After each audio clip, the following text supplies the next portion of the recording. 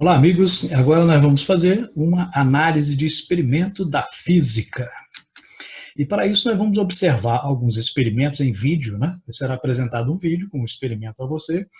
E nessa atividade, nós vamos utilizar uma metodologia científica, tá? Ou seja, vamos usar o passo a passo, né?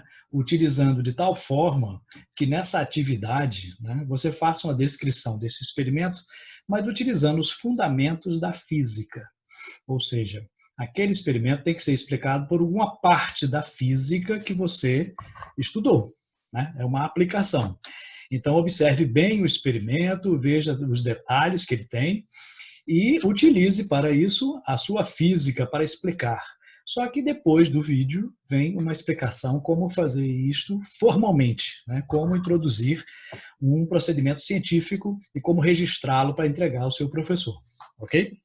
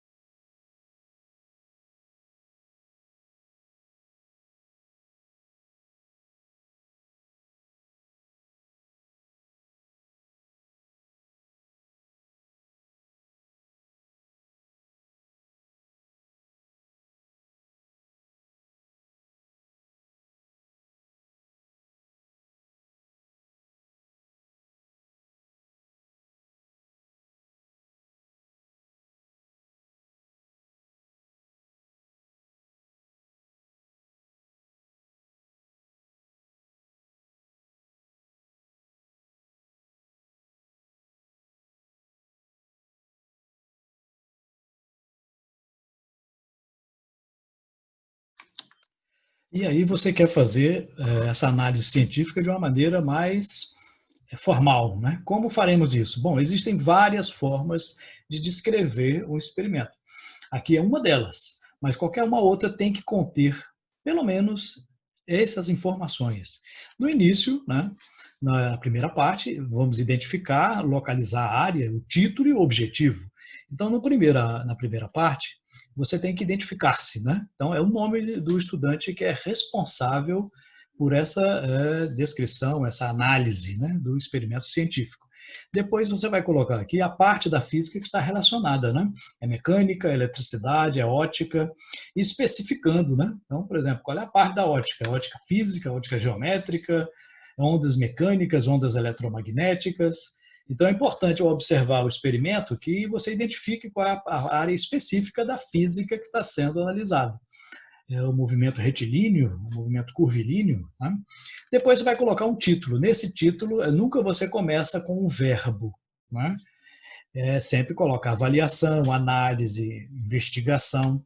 Lembrando que em qualquer descrição, análise ou relatório, né, você sempre nunca coloca na primeira pessoa. Né? Eu analisei, eu fiz isso. Não, nunca se coloca.